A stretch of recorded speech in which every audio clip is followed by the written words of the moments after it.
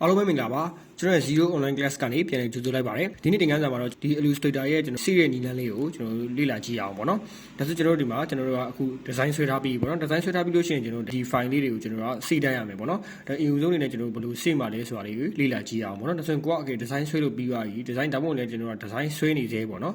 ်ဆွဲလို့ပြီးသွားရင်ပဲဖြစ်ဖြစ်ဒါမှမဟုတ်လို့ရှိရင်လည်းကျွန်တော်စဆွဲတဲ့အချိန်ပဲဖြစ်ကျွန်တော်တို့ကဘာလို့ပေးရလဲဆိုရင်ကျွန်တော်တို့ဒီ Illustrator file လေးကိုကျွန်တော်က save ပေးရတယ်ပေါ့နော်ဘာလို့လဲဆိုရင်ကျွန်တော်တို့ရဲ့ဒီအချို့ computer တွေမှာဆိုရင်ကျွန်တော်ဒီ set ကမနိုင်လို့ပေါ့နော်ကိုဆွဲနေုံတန်လန်းဒီလို Illustrator ဒီ software ကြီးပိတ်ကြသွားတာမျိုးတွေကျွန်တော်ဖြစ်တတ်တယ်ပေါ့နော်အဲ့ခါကျတော့ကိုကဆွဲနေုံတန်လန်းမှာဆိုရင်ဒါလေးကိုစီထားပြီးမှကိုကဒီလိုအလုပ်လုပ်သွားလို့ရှိရင်ဘုလို့အဆင်ပြေရပေါ့နော်ကိုကဒီ software file ကပိတ်သွားတာမျိုးဒါမှမဟုတ်ရှင်ကိုကမိရပါပြတ်သွားလို့ကိုယ့်ရဲ့ computer ပိတ်သွားတာမျိုးဆိုရင်ကျွန်တော်ကဒီစီထားလို့ရှိရင်တော့ကိုစီထားတဲ့နေရာလောက်ထိကိုကျွန်တော်ပြန်လို့ရနိုင်တယ်ပေါ့နော်အဲ့အတွက်ကိုကျွန်တော်ဒီစေတဲ့နီလန်းလေးကိုကြည့်အောင်ပေါ့နော်ဒါဆိုရင်ကျွန်တော်က design ဆွဲနေတယ်ဆွဲတဲ့စာပဲဖြစ်ဖြစ်ပေါ့နော်ဆွဲပြီးတော့ပဲဖြစ်ဖြစ်ဆိုရင်ကျွန်တော်ကဒီ file လေးကိုစီတော့မယ်ဆိုရင်ဘယ်ထည့်သွားမလဲဆိုရင်ဒီက menu bar တွေကဘယ်ထည့်သွားမလဲဆိုဒီက file ဆွဲထည့်သွားရမယ်နောက်ပြီးရင်ကျွန်တော်ကဘယ်ထည့်သွားမလဲဆိုဒီက save ပေါ့နော် save လေးကျွန်တော်တို့ဒါစီထားပြဖြစ်တဲ့ဒီ save လေးက main နေရမိတ်ဆွေတို့ကဒီ save ကိုနှိပ်လို့ရတယ်ပေါ့နော်ကျွန်တော်တို့အခုဒါဘာပဲနှိပ်လိုက်မလဲဆိုရင်save as ကိုပဲနှိပ်လိုက်မယ်ပေါ့နော်ပြီးလို့ရှိရင်ကျွန်တော်တို့မှာစိတ်ထားပြီးကျွန်တော်မှာရှိနေတာပေါ့နော်ဟုတ်ပြီ okay မိတ်ဆွေတို့ကဒါအတစ်စိတ်မဲ့လူဆိုရင် new folder လေးတစ်ခုစောက်လိုက်ပေါ့နော်ကျွန်တော်တို့မှာ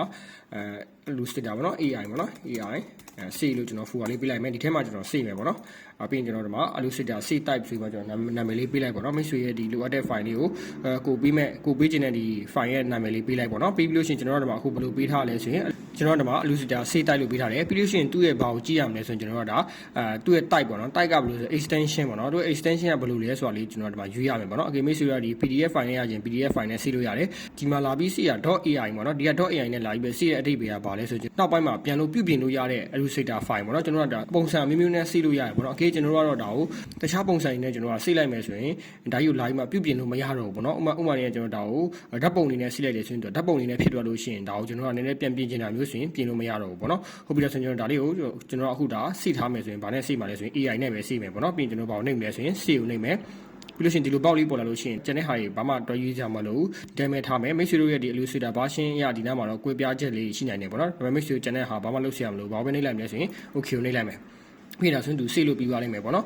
်အကေကွမိတ်ဆွေရဲ့ဒီဆွဲထားတဲ့ design ပုံမူဒီမှဒီ save ရဲ့အချိန်လေးတွေအနည်းငယ်ပေါ့နော်5စက္ကန့်တောင်မှ10စက္ကန့်နီးပါးလောက်ကြာနိုင်တယ်ပေါ့နော်ဟုတ်ပြီဒါဆိုရင်ကျွန်တော်တို့ကဒါလေးကို save ပါရမယ်ဟုတ်ပြီဒါဆိုမိတ်ဆွေတို့ကမိတ်ဆွေဒီလိုနောက်ထပ် design တစ်ခုထပ်ဆွဲလိုက်တယ်ထပ်ဆွဲလိုက်တဲ့ခါမျိုးပါဆိုရင်ဒီကောင်ကကျွန်တော်တို့နောက်ဆုံးဆွဲထားတဲ့အထိပဲသူ save ထားတယ်အဲ့ဆိုရင်ကျွန်တော်ကဘာလေးကိုနှိပ်ပေးရမလဲဆိုရင်ဒီက control s ပေါ့နော်သူ shortcut key က control s အဲ့လိုနှိပ်ပေးရမှာပေါ့နော်ဘာကြောင့်လဲဆိုရင်မိတ်ဆွေတို့ကဒီဆွဲနေုံတန်းတန်းမှာအဲ့လိုခဏပြောလို့ပဲပေါ့နော်မိရပါပြတ်သွားလို့ရှိရင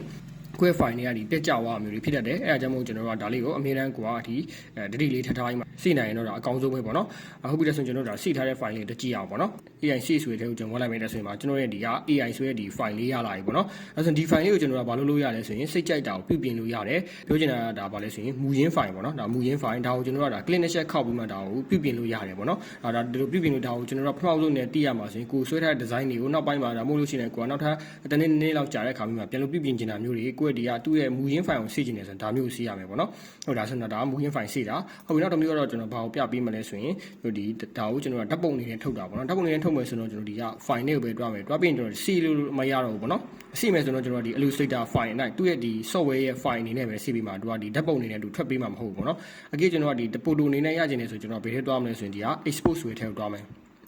ပြီးကျွန်တော်ဘယ်ထည့်တော့မလဲဆိုဒီက export as ဆိုတဲ့ဟာလေးကိုတစ်ချက်ရွေးလိုက်ပါတော့ကျွန်တော်ကဒီက AI စေ့ဆိုတဲ့ထဲမှာပဲရွေးမယ်အဲ့မှာဆိုရင်ကျွန်တော်ကဘာလေးရွေးရမလဲဆိုသူ့ရဲ့ type လေးဘယ်အနေထားနဲ့ကျွန်တော်ကစေ့မှာလဲဆိုတာလေးရွေးရမယ်ပေါ့နော်ဥပမာနဲ့မိတ်ဆွေကဘာလဲဆိုရင်ဘာဓာတ်ပုံအနေနဲ့ထုတ်မယ်ဆိုရင်ဘာကိုရွေးရမလဲဆိုရင် JPG ပေါ့နော် JPEG ပေါ့နော် JPG ဆိုတာလေးကိုရွေး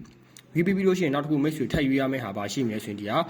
use upvote ဆိုတာလေးရှိမယ်ပေါ့နော်ဒါလေးကိုအမှန်ကြီးရှစ်တာနဲ့မရှစ်တာမှာကွာခြားချက်လေးရှိရပေါ့နော်အကေမိတ်ဆွေကဒီက use upvote ကိုအမှန်ကြီးရှစ်လိုက်တယ်ဆိုရင်ဘာဖြစ်သွားမလဲဆိုရင်မိတ်ဆွေကဒီကကိုဆွဲထားတဲ့ဒီ upvote ပေါ့နော်တနည်းအားဖြင့်ဒီစာမျက်နှာကျွန်တော်ရဲ့ဒီအနောက်ခံအဖြူရောင်ပေါ့နော်ဒီအဖြူရောင်ထဲမှာပါတ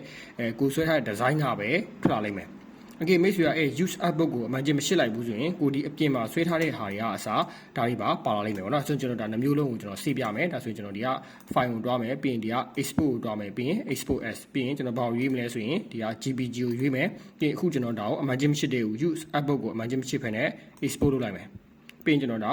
quality ဒီမှာရွေးလို့ရတယ်ပေါ့နော်မိတ်ဆွေဒီ quality ကိုအနှိမ့်အမြင့်မှာရွေးလို့ရတယ်ကျွန်တော်ဒါအမြင့်ဆုံးရွေးမှာဖြစ်လို့ဒီအမြင့်ဆုံးပဲတင်ထားလိုက်မယ်ပြီးရင်ကျွန်တော်ကျန်တဲ့ဟာတွေလည်းရွေးလို့ရတယ်ဒါပေမဲ့ကျွန်တော်ဒါကိုပဲရွေးထားအောင်မယ်ပေါ့နော်ပြီးရင်ဒီမှာမိတ်ဆွေကဒါ RGB ကိုရွေးပေးပေါ့နော်ပြီးလို့ရှိရင် okay ကိုနှိပ်လိုက်ဆို F file လေးကိုကြည့်ရအောင်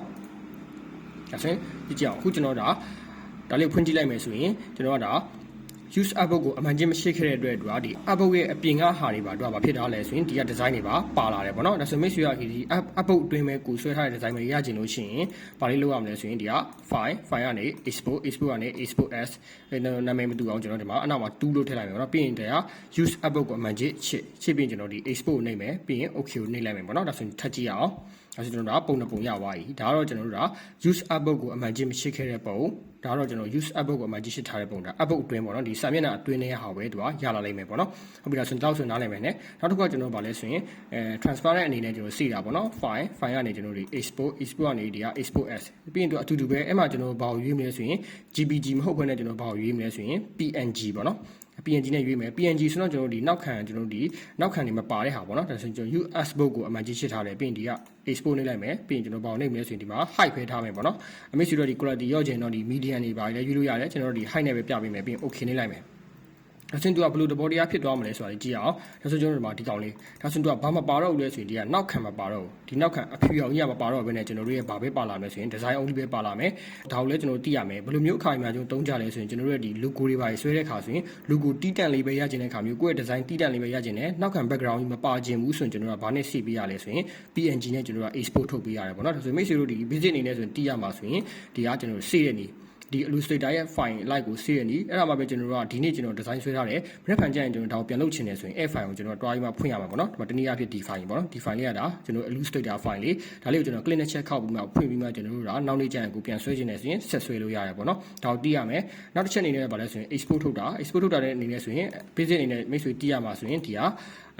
GPG ပေါ့နော် JPEG အနေနဲ့မိတ်ဆွေစီးတဲ့ဟာပြီးရင်ဒီက use artbook သုံးတာနဲ့ use artbook မသုံးတာကိုလည်းမိတ်ဆွေသိရမယ်ပြီးရင်ဒီက background မှာပါတဲ့ကျွန်တော်ဒီ PNG နဲ့ဆေးထားကိုလည်းမိတ်ဆွေတို့သိရမယ်ပေါ့နော်တခြားဒီက extension တွေလည်း type တွေလည်းအများကြီးရှိသေးတယ်လက်ရှိမှာတော့ကျွန်တော်တို့ဒီက